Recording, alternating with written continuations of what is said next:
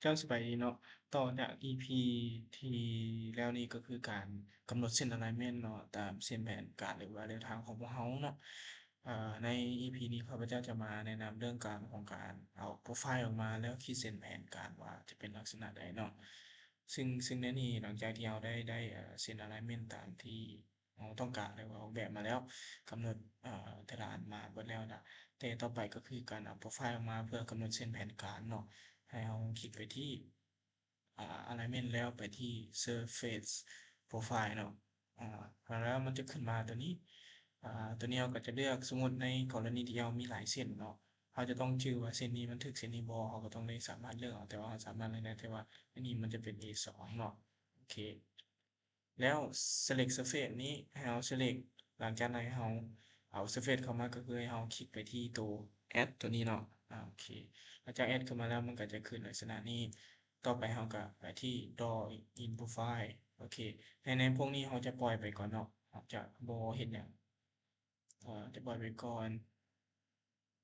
profile view นะครับก็ next ไปเนาะ next ไป next ไป next ไป FG FG แต่ว่าตัวนี้เอาดีก่อนนะครับจะมาได้มาหลังจากนั้นแล้วเราก็ซอกวางตามความเหมาะสมโอเคเนาะอันนี้ก็คือเป็นลักษณะโปรไฟล์ของพวกเราที่เราได้ออกมา โปรไฟล์แล้วเขาก็จะเปลี่ยนเขียวนิดนึงตัวพันนะโอเคเราจะเห็นว่าในนี้มันอันนี้มันยังยืนออกมาเนาะแต่ว่าเราก็สามารถปรับแก้ให้มันงามกว่านี้ก็ได้นะก็คือสำหรับเส้นนี้ผมจะเปลี่ยนให้มันเป็นสีโดยการคลิกเข้าไปที่ edit profile style เนาะเราสามารถเปลี่ยนสีโดยเพื่อให้เราเบิ่งง่ายว่าเป็นสีใดเราจะใช้เป็นสีเขียวเนาะดีธรรมชาติโดยทั่วไปเนาะเขาก็นิยมใช้ในนี้โอเค แล้วความห่างเนาะเราจะสามารถเห็นได้ว่านี่0 2เนาะมันจะไล่ไปไหนสิแต่ว่าซึ่งตัวกิจตัวนี้เนี่ยมันจะยังบ่ทันได้เข้าตรงเลยแต่ว่าเราอยากปรับให้ตัวนี้มันตรงนี้ก็ได้บ่โดยการที่เราคลิกไปที่นี่แล้วเราเข้าไปที่ edit profile เนาะ edit profile แล้วมันจะมีตัวนี้อ่าตัวนี้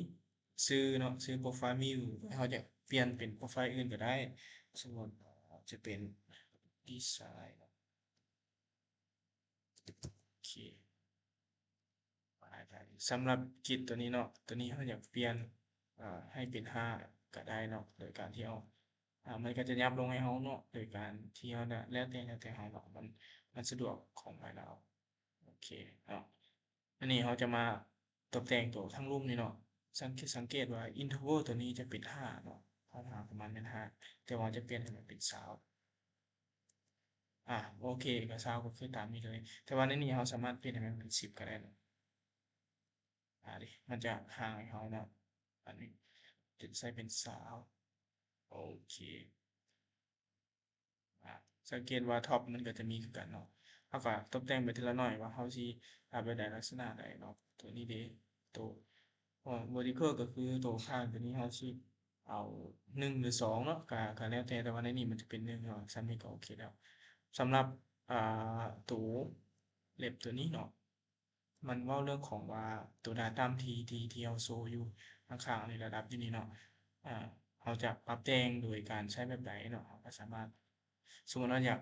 เราก็ลองเฮ็ดไปเบิ่งเนาะว่าเอ่อไอ้0เนาะ0คืออยู่มาจับนี้แต่ถ้าเราอยากเอาออกไปเดะ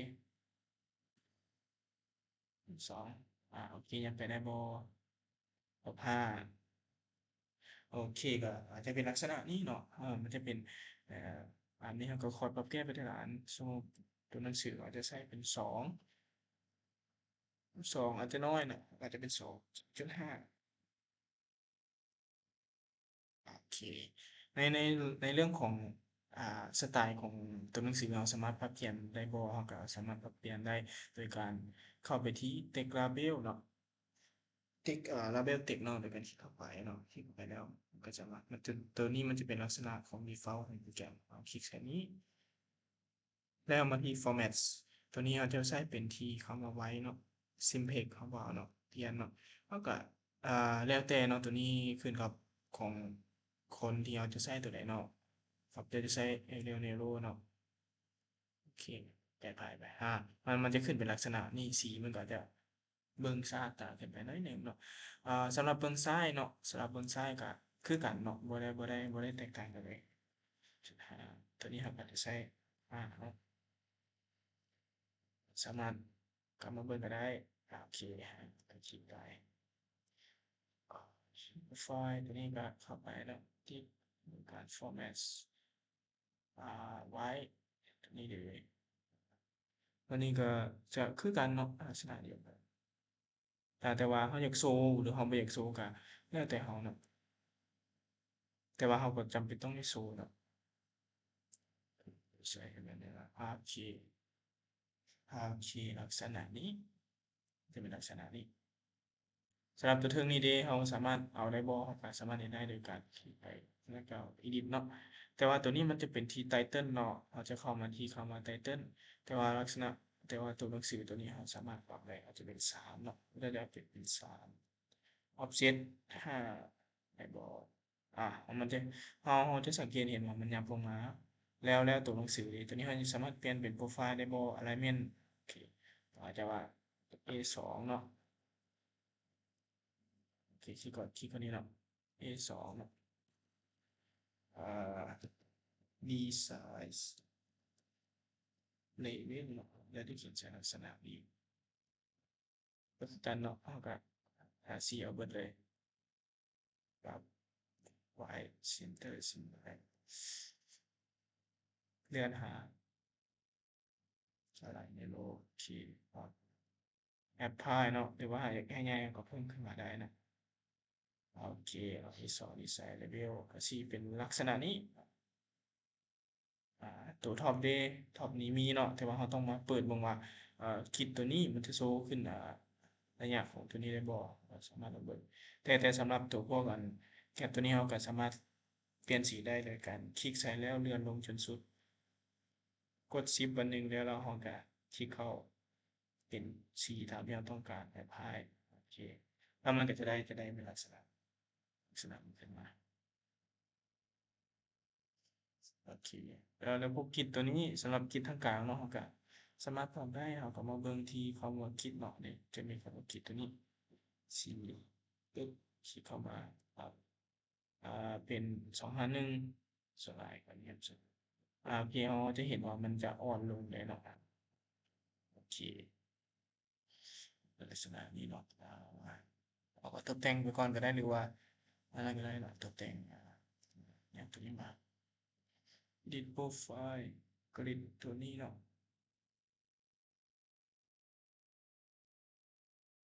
โอเค0เนาะตัวนี้2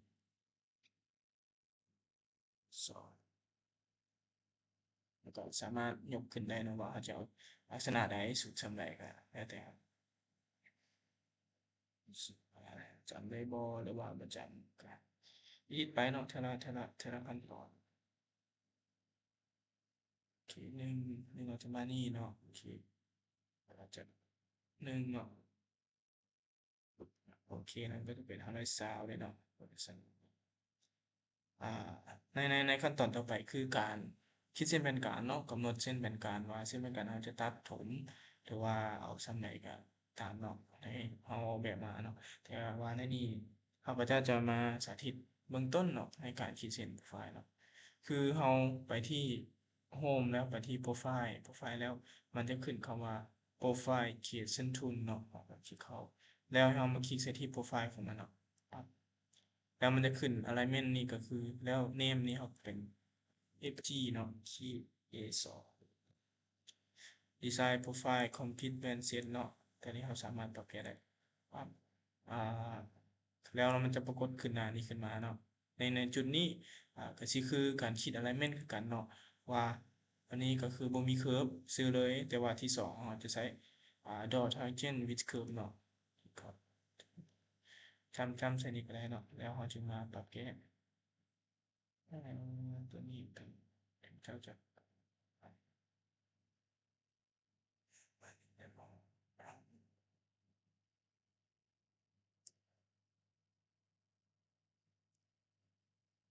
เจ็ดตัดเลยถมไปนำเนาะแล้วก็คลิกโอเคเนาะอันนี้ก็จะเป็น คร่าวๆเนาะลักษณะโปรแกรมคร่าวๆก็สามารถอยู่ได้บ่สามารถปรับได้เนาะ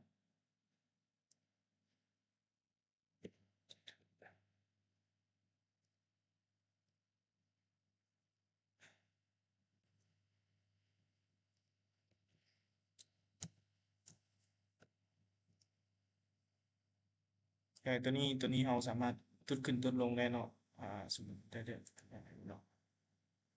นี่มันก็สิให้มันดันได้นิดน้อยหนึ่งเกมก็จะเปลี่ยนเข้าไปลักษณะนี้เนาะเปอร์เซ็นต์อิหยังต่างๆเราสามารถเปลี่ยนได้เนาะโอเคสมมุติเราก็จะอยากเปลี่ยนสีเข้าไปแล้ว Edit Profile Style ก็คือเก่าเนาะคลิกมานี่แล้วคลิกขวาปั๊บเปลี่ยนให้มันเป็นเส้นสีแดงปั๊บโอเค